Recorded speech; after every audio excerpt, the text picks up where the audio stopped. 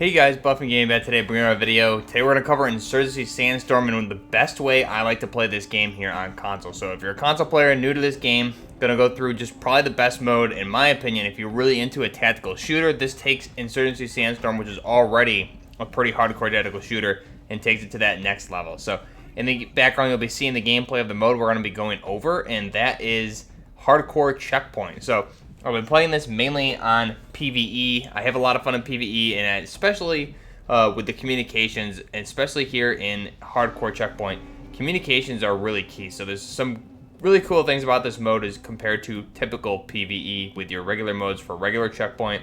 So I've been playing basically Hardcore Checkpoint for about 2 weeks straight right now. And one of the things here is that you pick your loadout, and if you die, you spawn back with just a default sniper rifle with no scope on it. So you need to basically pick up weapons at that point. So if you die, you will not get your weapon back unless you go and find your weapon, and you won't get any of your ammo or resupplies back unless you find an ammo crate. Now the ammo crates, there's only 2 spawn per round here in Hardcore Checkpoint versus regular Checkpoint. You'll find an ammo crate, or a resupply I should call it, every single objective. So in Hardcore Checkpoint, you start off, and then you have only, I believe, you have your start, and then you have 2 options for a resupply. One's typically halfway through the round, and then the other one is typically on the very last objective. You'll be able to do that resupply and get all your gear back. So this makes it especially difficult on night rounds, because if you die, you're without your night vision. So no more nods until you find a resupply. So it makes for some interesting gameplay mechanics here. And basically here, we'll start out with just some daytime map talk. Is, like I said, if you die, you spawn back with a regular sniper rifle without any optics. And if it is at nighttime, you'll get a flashlight on that sniper rifle. So spawning back, you'll get just that base sniper rifle. You will retain your pistol though. So that's key information to remember. If you do have a decked out pistol with like a flashlight or attachments, you will get that as your sidearm. However, your primary will be just that plain sniper rifle. So you'll have to go around and you can scavenge enemy weapons or teammate weapons. You can find your own weapons from where you died. You can pick that back up. And after each objective, ammo cans, I believe 4 ammo cans will spawn on an objective. So you'll be able to pick those up. So if you spawn back with the sniper rifle, say you go pick up your weapon, and you will start with just 1 magazine if you're lucky. And at that point, you'll take an objective, and once it's fully captured and you move on, you'll have 4 ammo cans somewhere on that objective. So you got to kind of search around and see if you can find an ammo can and pick that up to replenish your ammo. However, after dying, you obviously don't have armor plates, any of your equipment, things like that. You can pick up equipment like tacticals and lethal grenades off the ground, and as well as the ammo, like I said. So that's one thing to remember there with that mode. And then about halfway through, you will find a resupply, as well as at the very end. So when you die here, first off, it incentivizes you to play slowly and more tactically and really communicate with your team so you don't die. Because really, it is very difficult, especially on night maps, if you die and you're not running the right attachments and you're without nods. So the one thing here is definitely moving slowly. Hardcore Checkpoint really incentivizes team play as well as communication. Regular Checkpoint, I played a few of that today with one of our friends who's new to the game, just to get him used to it, and just very, very fast paced and kind of almost, dare I say, run and gun compared to Hardcore Checkpoint, which obviously compared to other shooters is not true. But compared to Hardcore Checkpoint, everyone's moving slowly, everyone's on comms, everyone's communicating with the commander and the observer. We're calling in fire support and have to move as a team to the objective. And like I said, it is hardcore, so I think it's the same TTK as far as damage per weapons. However,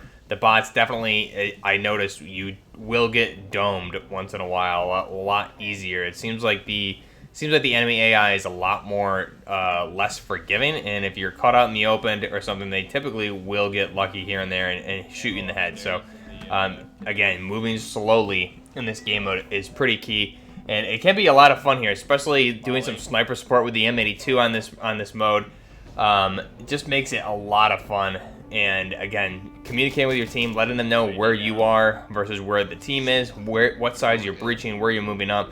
A lot of communication, just very good tactical shooters here at its finest. And this is something that I'm really happy why Sandstorm's on console and why we have modes like this, like Hardcore Checkpoint. Hopefully we get the ISMC mod and something like that down the road. It seems like modding support is confirmed, just a matter of time when they can get it all over to console. So that'll be another huge thing. If we can play Hardcore Checkpoint with the ISMC mod, would make this game probably just my dream game right now. I've sunk quite a lot of hours into this game at this point. I believe I've played about 17 and a half hours, about 1,600 kills, and I think my KD is something like a 10 or 11, something like that. So having a lot of fun here with this game mode. It just, like I said, it really incentivizes team play, as well as having to move as a team and communicate. And then on night modes, like I said, it's really important because if you die on night modes, you don't have any nods again until you get to a resupply. So it's important on night modes. You have to play around with your kits and kind of get used to it. And I was started running flashlights on my primaries and on my pistols. That way, if I die and I'm able to find and pick up my weapon, I don't have nods, but I do have a flashlight.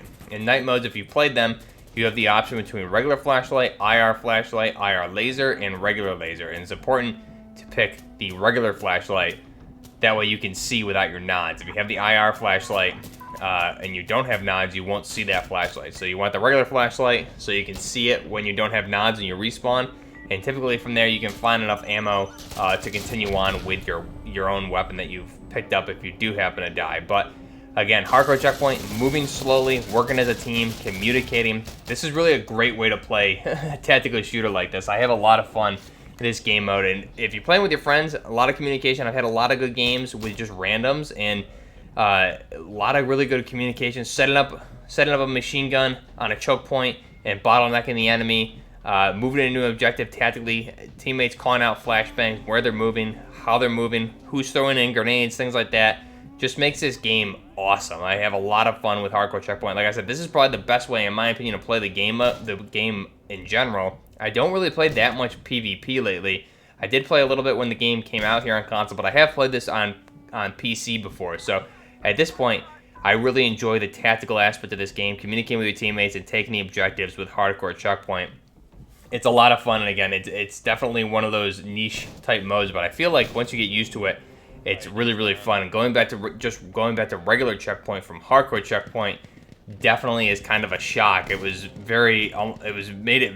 seemed very easy compared to Hardcore Checkpoint, just because with Hardcore Checkpoint everything's so limited and your life almost means more because there's not a resupply crate on each objective, so you really don't want to die. And when you do die, like I said, you really kind of crawl your way back into the game if you do die, but you can do it. And I've had a lot of really good games with this mode. This is just a lot of fun and makes this hardcore tactical shooter that much better. It makes it to the point where you're basically milsimming through these game modes with your team if you get some good teams. And like I said, I've had some really good teams who know how to play, know how to communicate. Probably a lot of ex-military play this game mode and the game in general, but it makes the game that much more fun. So if you haven't picked this game up yet and you're debating it, definitely I would encourage you to probably do so and check out Hardcore Checkpoint. It's a lot of fun, especially if you can play with friends, but I've been playing a lot with the randoms as well, and just random teams.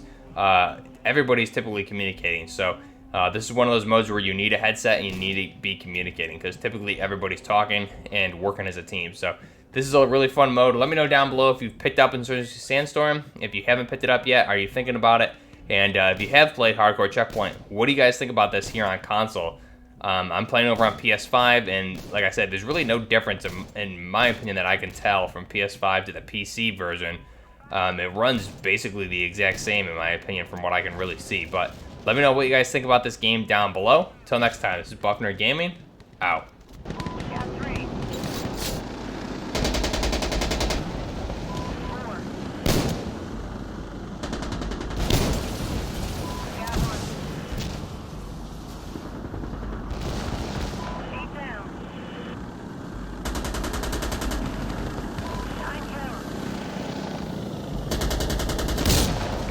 Down there on those stairs. Don't flash that.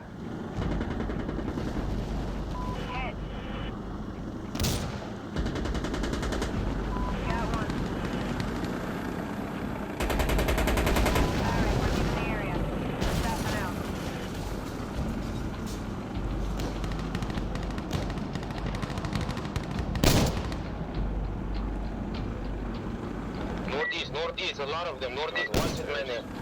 Copy that.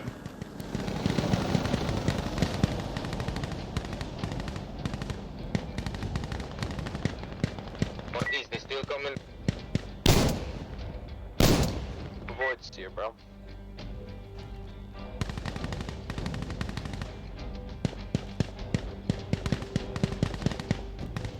They're way up behind that wall. I got you covered.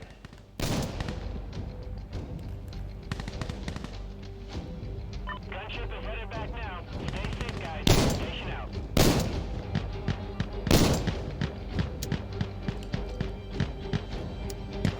$18 seconds.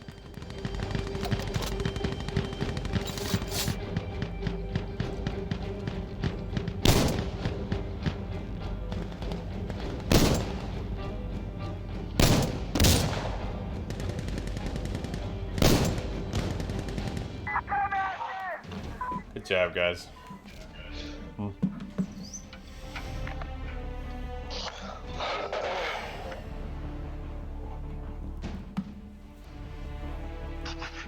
I didn't die the whole time.